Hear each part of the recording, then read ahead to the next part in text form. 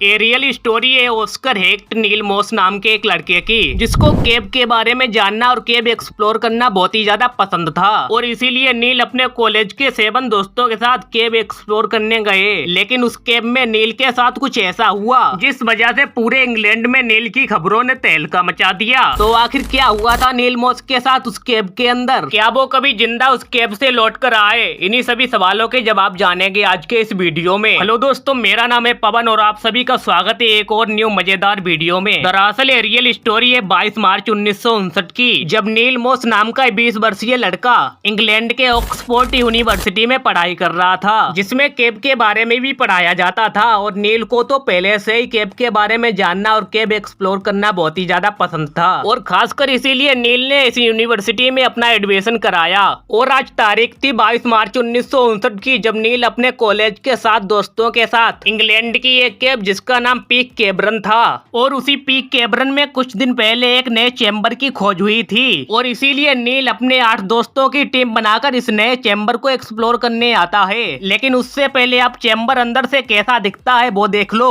देखो, चैम्बर की बनावट कुछ ऐसी है जिसमें इस साइड थोड़ा पानी भरा है और थोड़ा आगे एक 40 फुट नीचे गई हुई एक सुरंग है। चैम्बर के अंदर आने के बाद नील और उसके सभी दोस्त इसी सुरंग के पास में आकर खड़े हो जाते हैं और यहाँ पर ये सभी लोग ये डिस्कस करते हैं कि शायद से इस पतली सुरंग से हम किसी नए चैम्बर तक जा सकते हैं और ऐसे में हम किसी नए चैम्बर को भी खोज सकते हैं। और इसीलिए नील के सभी दोस्त उस सुरंग में जाने का प्लान बनाते हैं। लेकिन वो सुरंग बहुत ही ज्यादा पतली थी और इसीलिए उसमें कोई पतला आदमी ही जा सकता था। लेकिन नील को छोड़कर बाकी नील के सभी दोस्त मोटे थे और इसीलिए नील के सभी दोस्त बोलते हैं कि नील तुम इस सुरंग के अंदर जाओ और पता लगाओ कि इस सुरंग के अंदर क्या है। और नील को तो ऐसे कामों में मजा ही आता था, इसीलिए वो तुरंत ही रेडी हो गया। और पूरी टीम के अनुसार इस सुरंग की गहराई लगभग 50 से 60 फीट होगी। लेकिन फिर भी उन्होंने कोई रिस्क ना लेते हुए 72 फीट की एक रस्सियों वाली सीढ़ी उस सुरंग के अंदर डाल दी। अब नील उसी सीढ़ी को पकड़कर धीरे धीरे सुरंग के अंदर जाने लगता है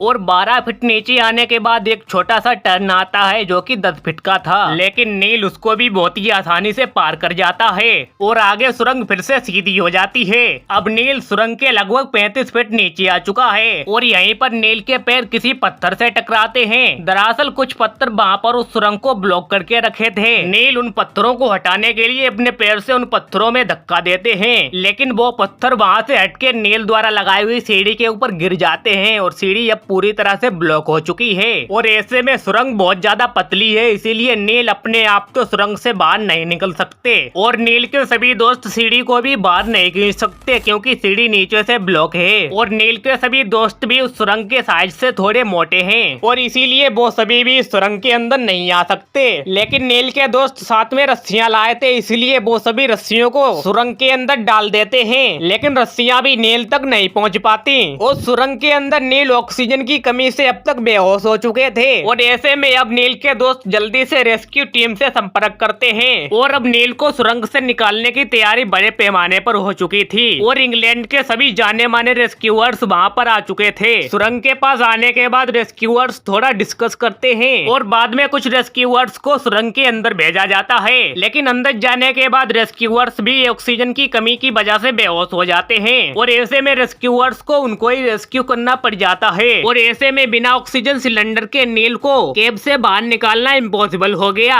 और अब नील को केव के अंदर फंसे हुए पूरे 30 घंटे हो चुके हैं, लेकिन सुरंग से कोई भी हलचल सुनाई नहीं दे रही। हालांकि नील के सांसों की आवाज सुनी जा सकती। 23 मार्च को रात के 12 बजे जब ऑक्सीजन सिलेंडर लाए जाते हैं और सुरंग के अंदर ऑक्सीजन को पंप किया जाता है और एक गर्ल रेस्क्यूअर को सुरंग के अंदर भेजा जाता है, लेकिन उससे भी कोई फायदा नहीं होती और वो भी नील को बाहर नहीं निकाल पाती। अब सुबह के 5 बज चुके हैं और केव के बाहर बहुत ही तेजी से बारिश भी होने लगी और इसीलिए पूरी रेस्क्यू टीम केव से बाहर निकल जाती है और बारिश की वजह से यह मिशन कुछ घंटों के लिए रोक दिया जाता है। हालांकि केव से जाने से पहले नील की सांसों की आवाज सुनी जा सकती थी, लेकिन कुछ घंटों बाद बारिश बंद होने के बाद जब फिर से रेस्क्यू मिशन को स्टार्ट किया गया और सभी लोग केव के अंदर गए, लेकिन अब सुरंग से ना तो कोई हलचल और ना ही किसी की सांसों की आवाज सुनाई पड़ रही थी। मतलब अब नील इस दुनिया को छोड़ के जा चुके और उनकी मौत हो चुकी है। और ऐसे में जांचकर्ताओं के अनुसार नील की मौत 24 मार्च को 3 बजे हुई होगी और मौत का कारण ऑक्सीजन की कमी से सांस ना ले पाना बताया।